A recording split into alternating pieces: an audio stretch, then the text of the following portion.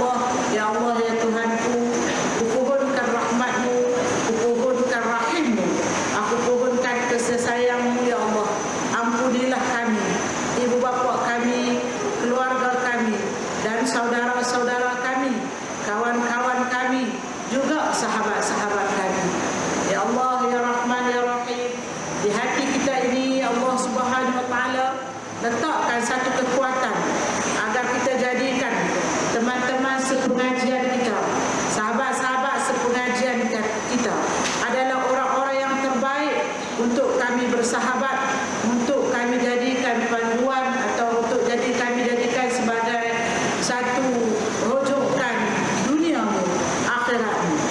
Engkau jadikanlah kami, ya Allah, pendamping, penasihat, penghibur dikala kawan-kawan kami memerlukan kami, dikala kawan-kawan kami terbabas jauh daripada jalan. Kami mampu untuk mengajaknya, untuk hadir ke kuliah-kuliah ilmu, ya Allah. Jauhilah hati kami daripada bertelingkah, jauhilah hati kami daripada sifat hasad, jauhilah hati kami daripada sombong, takabur, jauhi hati kami daripada sangkaan buruk, khianat, mengkhianati. Engkau dekatkan kami, ya Allah, seperti mana Engkau dekatkan Nabi Muhammad sallallahu alaihi wasallam. Memerlukan sahabat-sahabat baginda, berikanlah kami, ya Allah, kasih sayang. Berikanlah kami, ya Allah, perasaan hormat menghormati. Berikanlah kami, ya Allah, perasaan saling memerlukan antara kawan-kawan, antara ibu dan anak, antara suami dan istri, antara pemimpin dengan generasi, dengan masyarakat. Kami saling memerlukan, kami saling menghormati, kami saling, ya Allah, memerlukan kemakbulan doa-doa dan hajat-hajat kami, ya Allah. Engkau Maha Kaya, Engkau Maha Agung.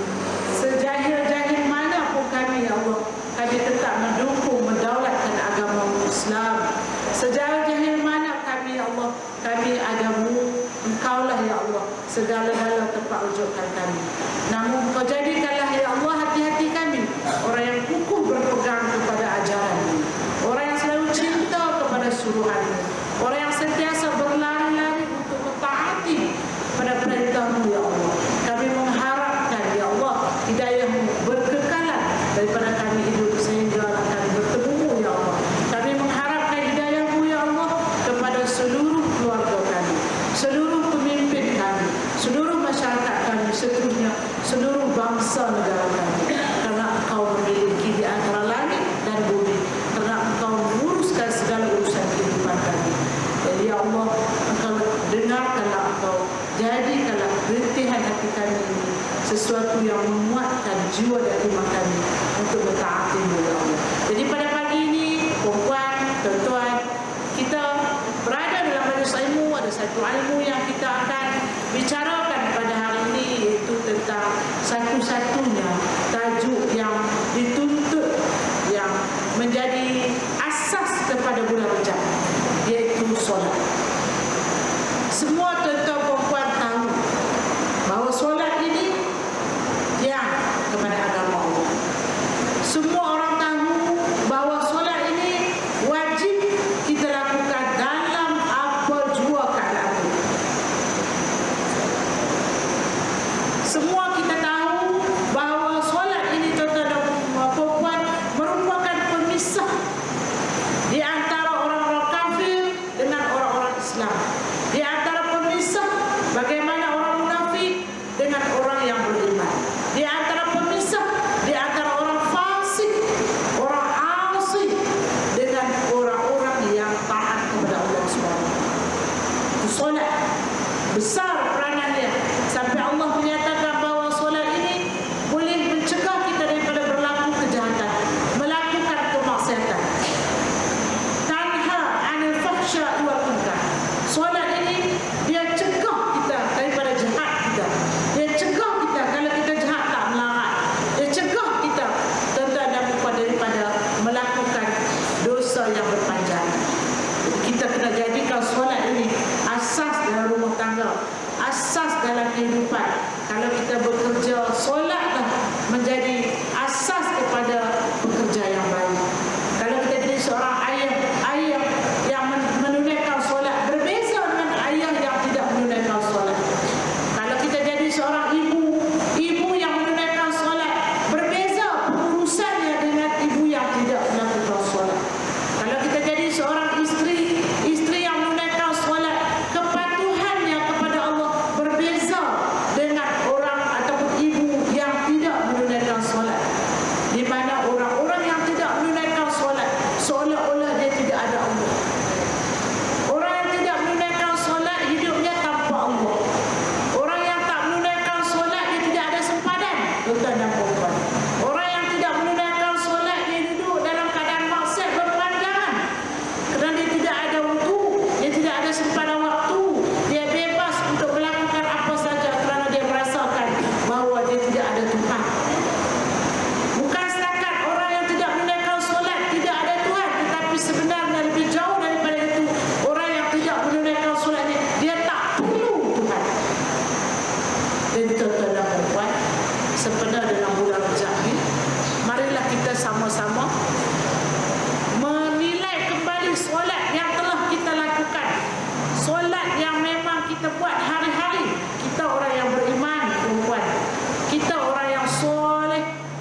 ayah.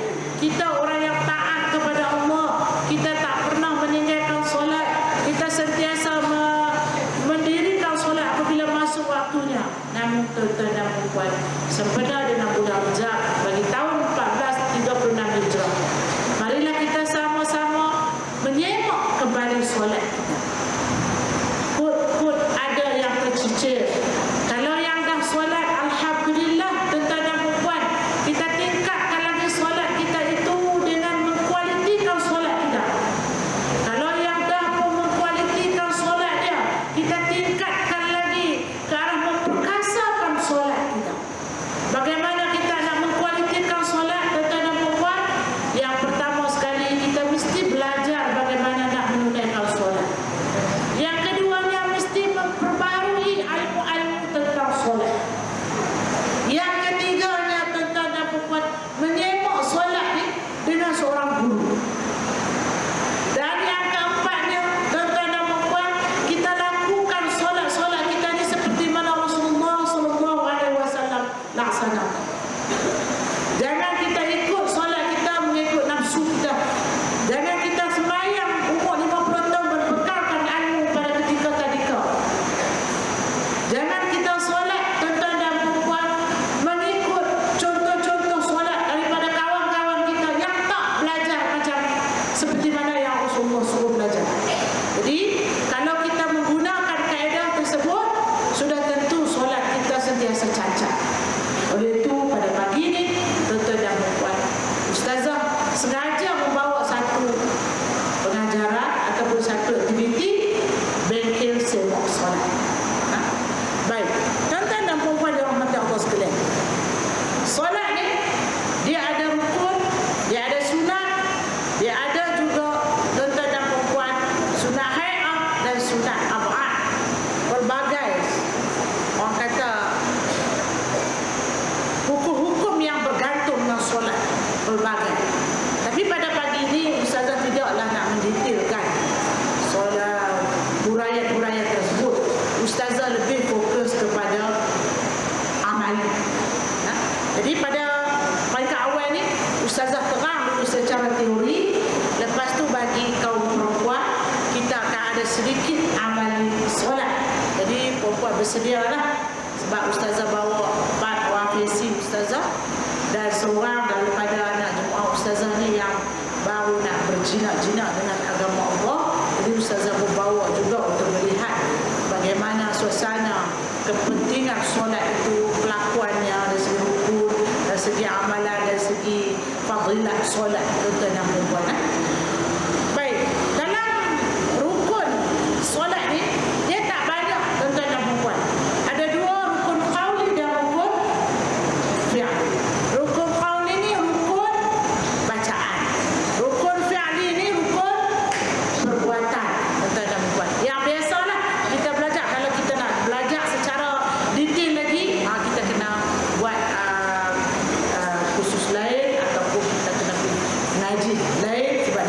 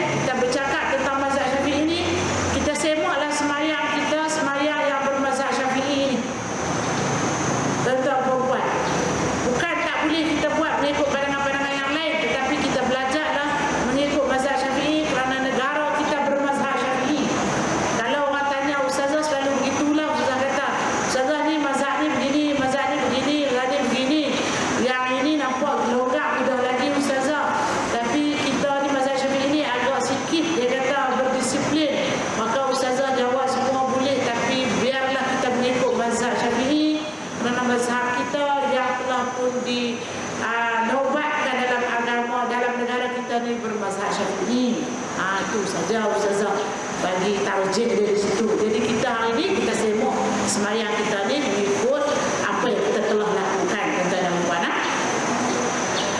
Dalam kita menunaikan solat, tuan-tuan dan puan, daripada wuduk lagi kita kena berhati-hati, kita kena khusyuk. Ambil wuduk pun kita kena ada disiplin. Kalau dalam mazhab Syafi'i dia mengajar kita untuk melakukan banyak perkara-perkara sunnah semasa kita ambil wuduk, tuan-tuan dan puan. Seperti menghadap kiblat itu sunat, kita ambil wuduk, mencucikan najis terlebih dahulu, berpakaian yang elok. Anak kata lekaplah, taklah pakai kain tak ada, taklah telanjang bogel ambil semayang tu. Sebab kita ni dah mandi telanjang bogel, ambil semayang tu terus telanjang bogel. Boleh tak ustazah? Tak ada apa, tapi taklah macam Nabi. Gitu. Anak-anak kita tu selalu gitu. Kita pula betulah lah ni orang muda, orang kaya. Rumah, bilik ayak tu dalam rumah. Bukan takat dalam rumah, tuan-tuan, dalam bilik tidur kita tu ada bilik ayak.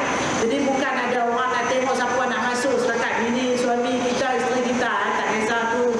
Jadi kita pun telanjang lah bogel ambil wuduk. Jadi kita selesa lah tu. Kadang-kadang jalan daripada bilik ayak masuk dalam bilik pun telanjang bogel. Kalau hantu kata orang macam aku juga no. Kalau dia buat hantu, tak ada perempuan. Boleh tak? Boleh itu sebab tahu kita. Tapi tak ada lah pahala sunnah Rasulullah. Orang yang memkualitikan sembahyang dia, memperkasakan sembahyang dia, Masya Allah, dia dapat. Eloklah pakai sikit macam biasa pakaian tu. Perempuan menghadap kiblat, perlahankan air. Perlahankan ayat. Kita ni kaya, negara kita ni kaya dengan ayat. Orang kami lagi kaya, dia buka pum, entah dah buat. Lepas tu dia suat tangan dia, ayat tak masuk macam tu gitu. Kaki pun dia tahu je, dia ayat buat ayat tu dia tak gaduh, entah dah buat. Tapi kalau kita yang bagus, yang nak memperbaiki sembahyang kita, perempuan, kita buatlah mengikut sunnah Rasulullah. Kalau tak boleh buat 100% sunnah Rasulullah pun, setakat mana yang kita boleh buat, kita buat, jangan ditinggalkan. Menghadap kiblat boleh menghadap, buang aja dulu boleh. Kalau orang perempuan yang ada makeup bedak-bedak celak-celak tu, buang dulu boleh, tak salah mana, tak berat mana. Lepas tu kita mulakan dengan baca doa, boleh. Kalau tak boleh baca doa semua, bacalah anggota-anggota mana yang perempuan rasa nak baca. Tapi biarlah kita ada bacaan dia. Mulakan dengan bismillah, mulakan dengan tangan kanan, semua anggota di sebelah tangan kanan, kita dan perempuan, perlahankan air. Kita basuh dengan perlahan-lahan, jangan gopong, jangan kalut. Lepas tu satu lagi yang kita boleh buat ialah menggosok. Ketika mana kita mengambil wuduk, gosok, jangan tinggal gosok. Kerana Nabi gosok, menyela-nyelakan tangan-tangan semua. Walaupun ayak berai boleh ayak, tapi tak menyempurnakan sunnah Rasulullah. Kalau kita tak gosok, gosoklah. Basuh tangan, gosok, perempuan basuh muka tu bagi dia lambat sikit, merasa ayak semua di keliling wajah muka kita, tak jangkut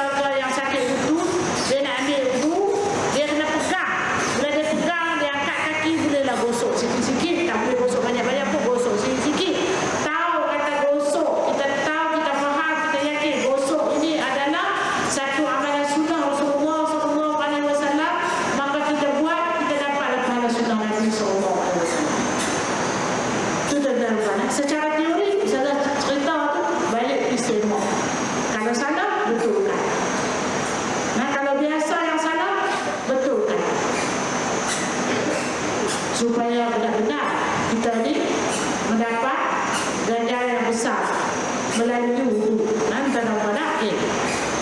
Bila dah habis wudu, sunat lagi. Sunat lagi apa? Sunat lagi Nabi SAW membaca doa.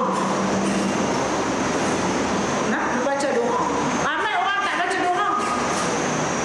Habis-habis ambil wudu, pergi tak baca doa.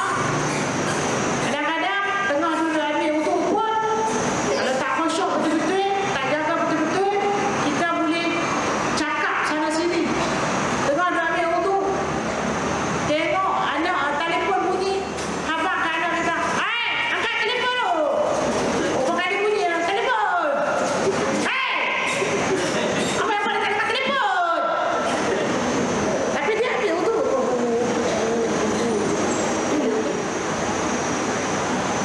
"Hai, tuan ayam ni bunyi lamar tutup, gerak tutup. Dah, boleh sembahyang dah."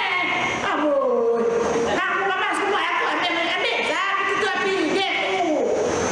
Bunyi ayam. Ingat kan? Dia dah wudu. Cakap apa? Habis dia wudu. Tadi siapa dia? Telefon kat mak. Anak dia babak dah kata kat Nida. Tak apa-apa dah dia bersama malam. Abang apa dah nak sembahyang tak? Oh, dia dengar semua anak dia cakap dalam telefon. Buat. Itu biasa. Biasa. Ya? Jadi kita hari ini cubalah kawal kualiti wudu sikit. Daripada biasa buat tu yang tak dapat pahala tu. Kadang-kadang ambil wudu tu tengok anjing apa anjing tak kucing curi lah dia pilih kan pakai. Lekat buat dia kucing ikan. Lagi main sambung. Aku marah kat budak-budak daripada ligan sampai main masuk kaki balik. Orang duk kata ada semua tutup. Saya buka almari tak tutup. Dia tapi kaki masuk. Buat kita ni sembahyang tu ni jaminan Allah mencegah daripada kemaksiatan, kemungkaran. Tapi kalau kita tengok diri kita masih lagi bermaksiat daripada buat, tolonglah semua solat tu. Hanya mungkin solat tu menjadi pagar yang buruk. Orang solat tu menjadi pagar yang besi, yang kukuh, yang kuat daripada penghalang-penghalang kemungkaran. Tapi kita ni solat lawan suami semua yang buruk. Tak solat. Lepas-lepas tak makan haram. Hanya nak nego tu mentang-mentang nak dengar nak menipu. Lepas-lepas tak sembahyang. Tak cakap nama tua betul-betul kan. Tak sembahyang. Lepas-lepas jiran tak dengar siapa. Tak sembahyang. Tapi heran. Ya Allah kata sembahyang ni pun dia jadi orang tu baik. Rupanya sembahyang kita tu macam tak sembahyang. Orang itu kita tak sempurna. Sembahyang kita tak belajar. Okey. Bila dah habis baca doa, kita baca doa. Apa doa wudu? Cuba kita baca. Satu, dua pula. Allahumma waj'alni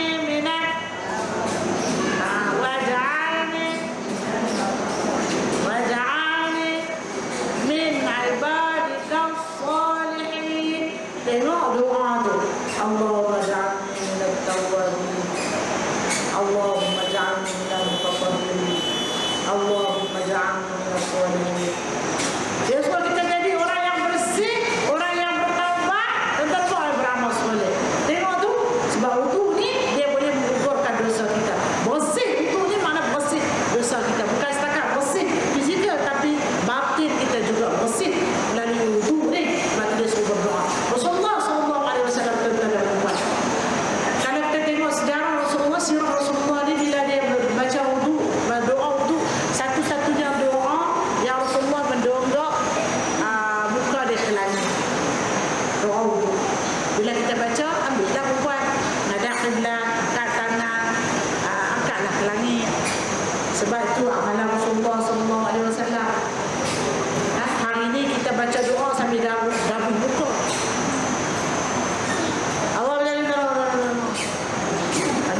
Ambil kain nak tang dada tak belakang tu pilak kau. Sambil baca doa sambil jalan atap rumah. Sambil baca doa perempuan, sambil kita tengok WhatsApp. Saya baca Allah berjalan.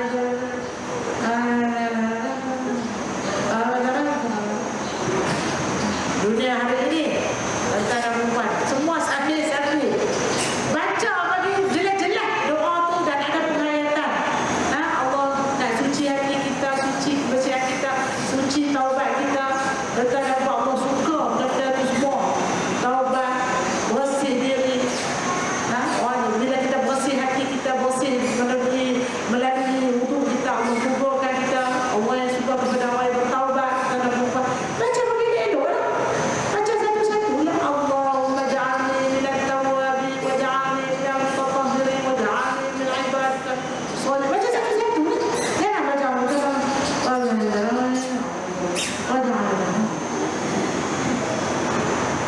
rugilah kita. Sebab kita berdoa kepada Allah tapi kita tak menzahirkan, tak ada penghayatan, maka Allah pun dengar doa kita tapi nampak tak ada keseluruhan. Jaga. Itu berkualiti kan. Habis kita ada orang kata baca doa dan semua dah. Kita pun dah habis sembahyang. Tuan-tuan dan puan, bila kita nak setengah sembahyang, kita pun dah menghadap dah sejadah kita, pakai telekung yang baik-baik. Kalau perempuan yang ada orang perempuan yang ada telekung ni, tengok telekung tu, biarkan telekung tu yang kemas elok. Kalau yang ada getah dia panjang di dahi ni perempuan, tukar telekung baru.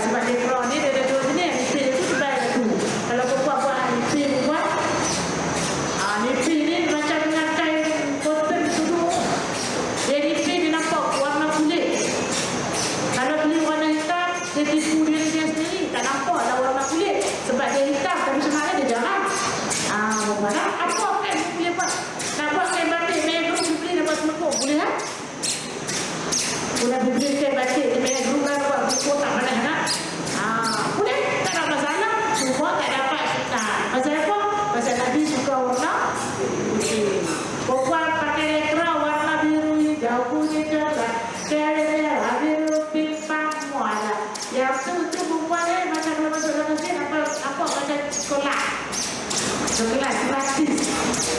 Warna merah kuning itu. Boleh tak? Boleh. Sah. Ada tak boleh? Tak boleh. Tak dapat. Boleh dapat. Cuma dia tak dapat kalau sudah warna. Macam kita pakai kerok. Boleh pakai kerok meningkat. Ya? Tak ada masalah. Jadi kerok ya, dengan jet dengan pun. Kalau warna dia pun boleh juga. Boleh. Warna tak boleh. Jadi orang nak merah. Boleh. Tapi dia tak ada pahala sebenar. Nanti warna putih itu ya.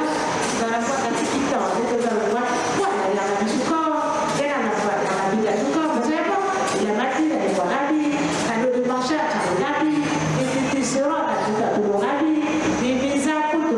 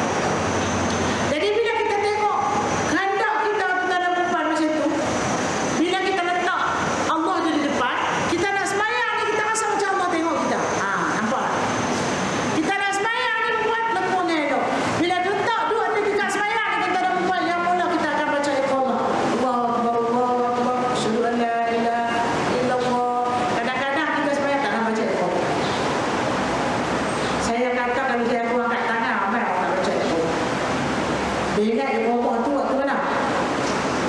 Waktu mana iqamah tu dia ingat? Waktu orang bayar Jumaat, orang macam kita dengar lah. Dia kira begitu.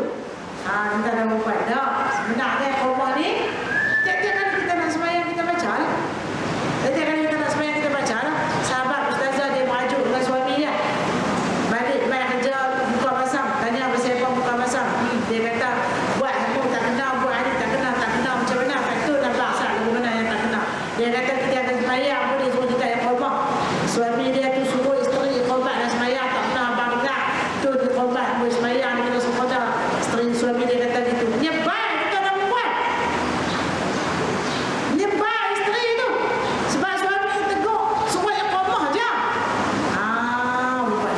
Iqamah tu bagus. Kita nak sembahyang, kita menyebut permulaan macam mana Rasulullah buat. Kita buatlah. Bukannya sampai sejam pun. Habis buat pun 9 minit pun tak sampai. Tapi iqamah lah elok-elok je.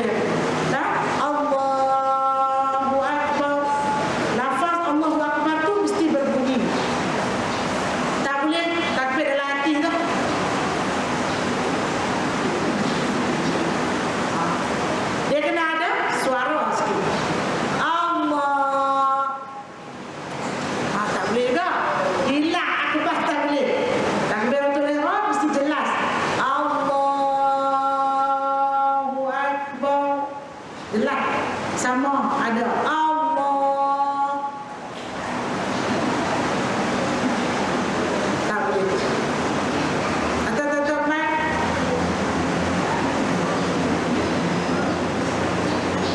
Tak boleh. Itu orang kita sembahyang. Nah, lepas pada kita takbir Allahu Akbar, kita dah niat semua dalam tu kosong pertama kali dah ada dalam masa kita sembahyang tu. Mazhab Syafi'i dia ajak macam tu. Aktif bila mazhab dia tak bawa tekan di situ.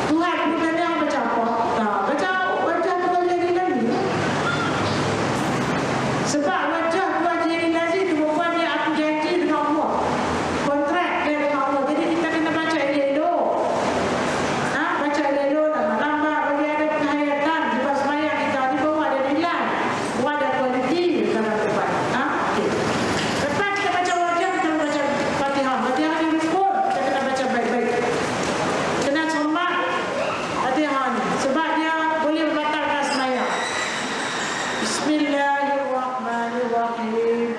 Alhamdulillahi rabbil alamin. Ar-Rahmanirrahim. Satu, satu, satu. Maliki yaumiddin. Iyyaka na'budu wa iyyaka nasta'in. Satu, satu, satu. Semayang ni, kalau semayang yang arjah, semayang yang derah itu boleh semayang derah, bacalah derah sikit. Kalau semayang yang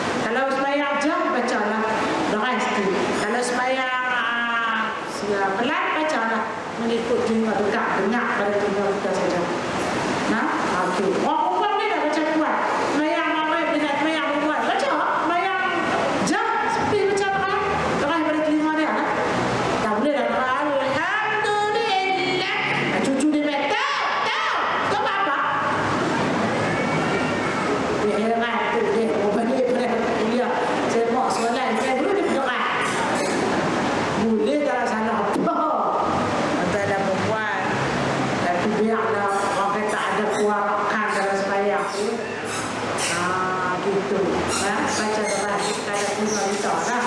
Kita dah buat. Lepas tu, bukan baca surah sunnah tu, surah baru kita rukuk, baru kita i'tidal. Semasa bacaan dalam rukuk, buat walaupun dia sunnah, dia bukan rukuk, tak baca pun tak apa, baca pun tak apa. Maka kita pun baca lah dengan baik-baik, sebab kalau sunnah. Subhana rabbiyal azim wa bihamdi. Subhana rabbiyal azim wa bihamdi. Subhana rabbiyal azim wa bihamdi. Masa kita baca subhana rabbiyal azim wa bihamdi itu, dalam ingatan kita ni maha agung, maha tinggi kau, maha agung kau, maha suci kau. Ada dia punya terjemahan dia. Ada ingatan makna dia tu bagus buat. Kita ada penghayatan dalam solat. Nah, takkan subhana rabbiyal azim sampai mati pun tak boleh tahu makna dia. Mak kita mati tak tahu makna, kita pun mati tak tahu makna. Jangan macam tu. Kita berubahlah suara kita tahu makna subhana rabbiyal azim wa bihamdi, subhana rabbiyal a'la wa bihamdi. Kita tahu makna dan kita baca elok-elok. Jangan baca macam ni. Subhana rabbiyal subhana baca apa tu? Sampai tak ketahuan biji apa. Kita kena baca berlambat-lambat. Subhana rabbiyal azim wa bihamdi, subhana rabbiyal azim wa bihamdi. Kenapa kita kena baca macam tu? Kerana itulah ukuran qomat dina. Kalau kita baca subhana rabbiyal subhana rabbiyal itu kita baca Allah sami Allah liman hamidah, rabbana lakal hamd. Allah dia tak ada qomat dina. Rupanya kalau dalam sembahyang kita qomat dina tu rukun. Jadi kalau tak ada qomat dina tu boleh batal sembahyang tu. Batal qomat, kena jaga baik-baik. Nah, kadar qomat dina tu dia ada. Subhanallah, subhanallah. Itu tak ada. Tahu apa dia baca? Tak ada qomat dina, dia buat, maka sembahyang dia akan jadi cacat. Sepatutnya kita baca dan dia ada subhanallah, subhana rabbiyal a'la wa subhana rabbiyal a'la. Maha kau, maha tinggi kau, maha tinggi kau. Buat kalau kita baca begitu ada sembahyang ni. Kita rasa satu kepuasan bila kita sembahyang, sebab kita tahu sedap sembahyang tu dalam keadaan sedap. Jadi sembahyang dalam keadaan tak sedap macam apa? Jadi rugilah kita sembahyang berpuluh-puluh tahun. Okey. Habis naik rokok, maka sampailah kepada tayat awal. Kita baca tayat awal, kita pun baca pula pada tayat akhir. Tayat akhir ni rukun, kita kena baca baik-baik. Kalau dalam sembahyang baca Al-Fatihah, kita mesti ada bunyi suara. Kalau dalam surah bukan, kalau kita tak bunyi suara, dia tak batal sembahyang kita. Sebab dia itu sunnah. Surah itu sunnah, Fatihah itu wajib. Maka dia memang kita jaga kualiti dia, memang kita jaga ISO Fatihah itu. Dia tak boleh baca itu suka kita, dan tak boleh baca dengan sesuka hati dalam hati kita dan sebagainya. Sebab dia ada ISO dia, kita kena patuh hukum dia tu. Membaca sekadar mendengar, kita bersuara. Lepas tu kita nak baca subhana rabbiyal a'la dalam hati kita tak apa, sebab dia bukan hukum. Subhana rabbiyal azim baca dalam hati tak apa, dia bukan hukum. Buat boleh. Nak baca surah dalam hati boleh. Betul. Dia tak gaduh sebab dia sunat. Tak batal sembahyang kita. Cuma kita tak dapat pahala Nabi dia. Kalau sunat sikit je, kita baca elok. Lepas tu kita baca tahiyat awal, kita ada perempuan. Tahiyat akhir. Tahiyat akhir ni dia rukun. Rukun ni dia kena sampai di mana? Sampai pada Allahumma salli ala sayyidina Muhammad. At-tahiyyatul mubarakatuh shalawatut thayyibatu lillah. Baca satu. At-tahiyyatul. Kita dengar apa yang kita baca. Hadirkan hati ketika kita baca. Baru kita dengar walaupun perlahan. Tapi kalau kita tak ada hati waktu kita baca, tak ada minda kita tak masuk, telinga kita tak duduk tempat kita baca. Baca lepas kita tak dengar. Tentang ni. Itu kena ubah. Maka dalam tahiyat akhir kita kena baca sampai mana? Sampai Allahumma sholli ala sayyidina Muhammad. Sampai selawat pada Nabi itu kena baca dengan suara, ada bersuara.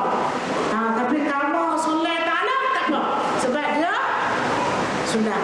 Allahumma firli ma qaddamtu wa ma akhartu wa ma asrartu, tak apa, sebab dia sunnah. Tapi tak at-tahiyyah sampai Allahumma sholli ala, dia dibaca dengan ada sebutan, ada lafaz, ada bunyi membaca yang maksud membaca dalam bab. Sampailah bahawa Allahumma shalli ala sayyidina Muhammad. Nah, kena baca at-tahiyatu. Nak baca dulu. Tak boleh baca.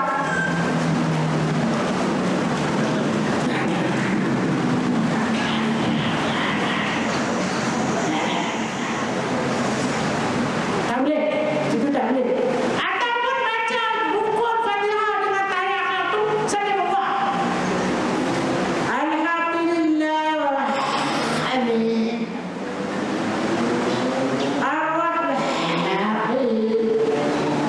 Betul lebih hebat kan tak tangan bukan dulu. Mari dia. Iya mana budu iya.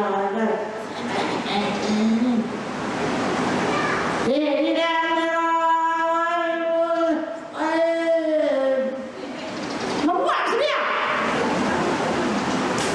Membuat batal banyak membuat orang baca membuat. Dia kata ulang balik. Alhamdulillahirabbil alamin.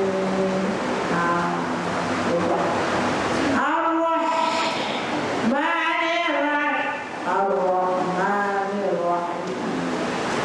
Dia tak boleh lepas itu. Kena ingat. Terutama sembahyang apa? Dia kata kalau kata sembahyang apa suka muat.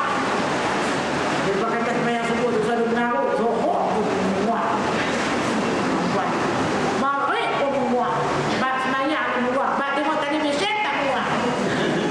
Tak ada kan? Tengok 3 jam tu apa nama Hindustan. Sekecil pun tak muat. Nak kencing pun tahan. Tunggu iklan baru kencing. Tu. Boleh. Sembahyang ni pasal apa? Pasal Tuhan. Tak nampak banyak orang. Kita tak nampak Tuhan. Tak ada rasa takut apa. Menguap kali-kali orang buat. Kat tangan pimpat itu dulu. Tuan dan tuan. Anda kata sembahyang kita ni kalau tapi dia ingat ada aku 21. Jadi pada hari ini tuan-tuan buat kita cuba semak dan akhir sekali bagi salam. Salam pun kena bunyi juga. Tak boleh bagi salam pelan. Tak boleh. Dia kena ada suara dia. Assalamualaikum. Kum tu mana? Warahmatullah. Assalamualaikum warahmatullah. Tengok tu boleh sampai di belakang. Pasal apa? Pasal dia urat pinggang sedap. Assalamualaikum warahmatullah. Assalamualaikum warahmatullah. Assalamualaikum yang pertama tu saja. Yang wajib menandakan habis sembahyang. Assalamualaikum. Habis tu, betul nak patah pukul tu, nak patah pukul dia, nak sapu, nak kona, tolak, naik kursi, gosok-gosok, itu subhanallah. Usah tegak kelih lah. Ni, ada anak orang ustazah, dia tengok orang tua dia sembahyang ni, kona ni. Nanti dia kata, saya ada susah hati, susah hati apa? Nak tegur sembahyang mak mentua saya awal. Dia sembahyang sudah pelik pada orang. Mana sembahyang pelik pada orang? Allah dia bagi salam susah oi. Dia tepuk tangan dia buat jadi buat lah. Awal nak susah hati pasal apa? Kuat tak susah hati, sembahyang tak berhenti tapi tak sah dia kata. Sudah kata dia kata tepuk lah tak ketahuan. Dia sembahyang dia sah dah. Dah ustazah dia pun bagi salam tepuk banyak kali ni dia pun orang ni. Sah dia. Dia tak habis sembahyang ni ustazah dia tepuk banyak kali. Sah. Pasal apa? Ustazah kata sah. Pasal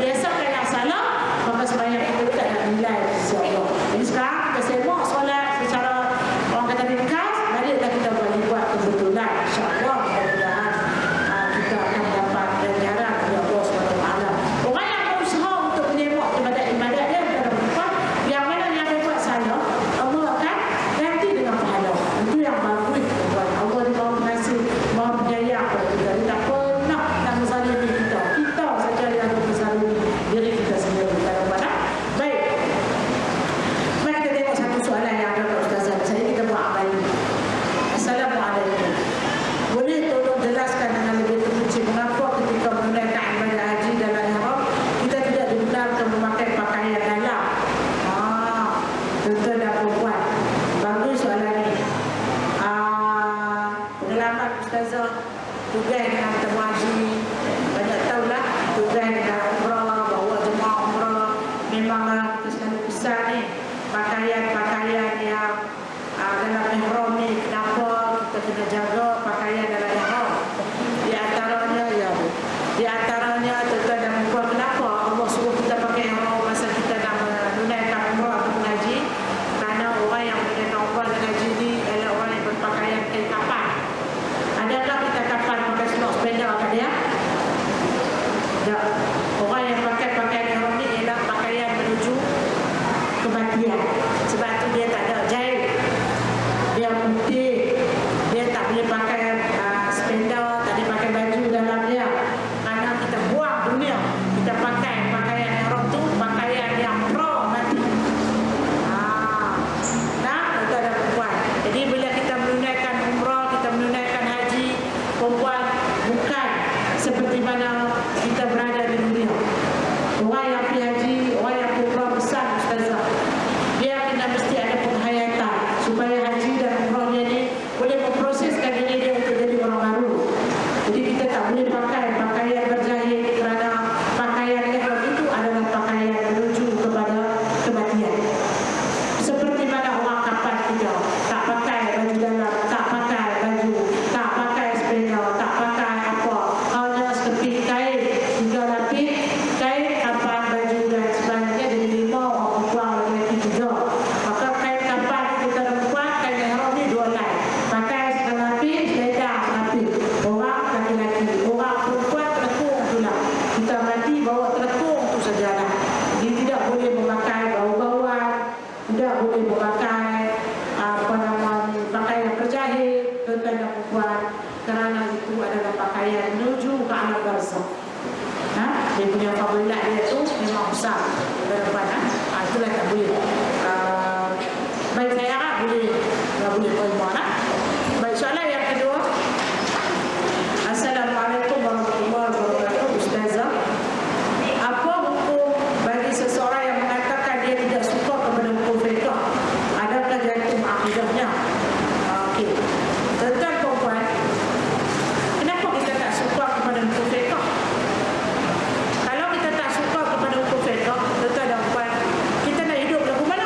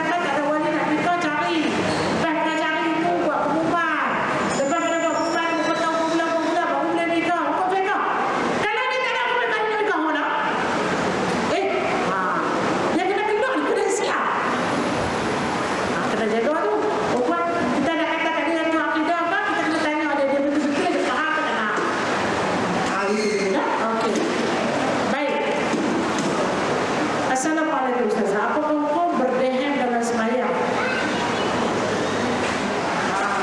Berdehem dalam sembahyang ni kalau sengaja pun batal. Kalau dia tak sengaja mungkin ada lekat apa sekali ya. Tapi kalau dia berdehem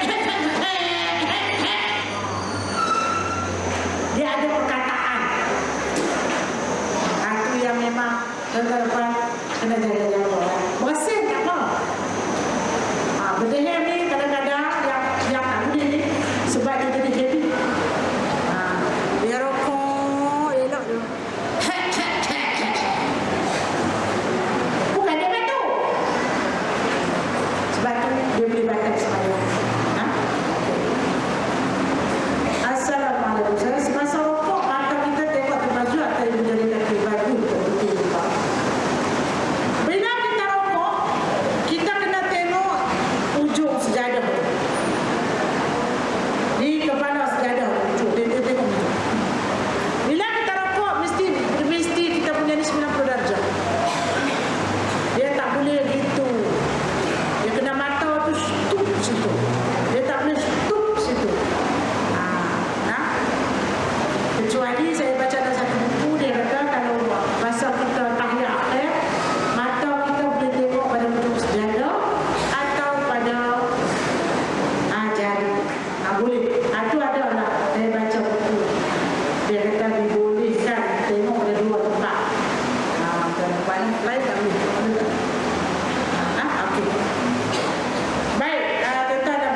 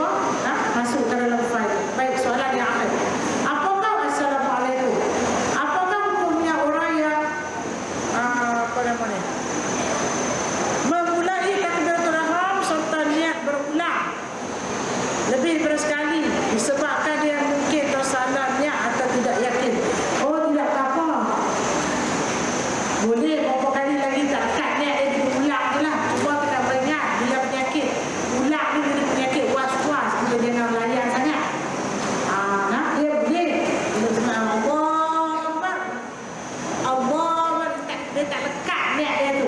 Tapi sekali dua boleh, dia tak ada kuat. Tapi kalau selalu jangan dilayan. Sebab dia akan bawa kepada satu penyakit was-was. Bila penyakit was-was tu berubah kacau dah. Dia semayang sampai orang kedua punya masa aku tak boleh, tak balik ke dah. Tu pasal apa? Pasal kita mula layan dia. Jadi Ustazah nasihatkan, was-was ni sekali dua boleh layan. Kalau berulang kali kita jangan layan dia. Dia dapat penyakitnya, orang kata penyakit was-was ni menyebabkan kita rasa tak selesa semayang kita tak? Okey. Jadi abang-abang kita Ustazah minta maaf tentang dan keluarga abang-abang ni kita nak buat amali semayang orang perempuan. Setakat itu dulu. Dan Ustazah minta maaf pada semua tuan dan perempuan.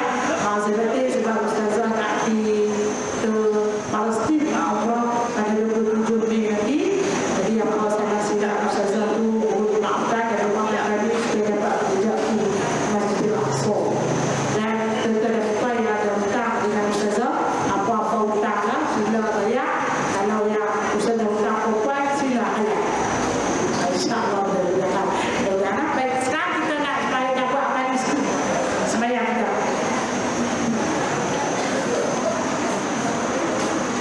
Baik, dekat meja Ustazah ni bagi perempuan yang tak ambil lagi doa kecil manis boleh ambil. Kalau yang tak ambil nanti saja Ustazah bawa doa kecil manis bagi orang yang tak ada kecil manis, orang yang ada kecil manis ke nak buat sebagai amalan boleh kita ambil.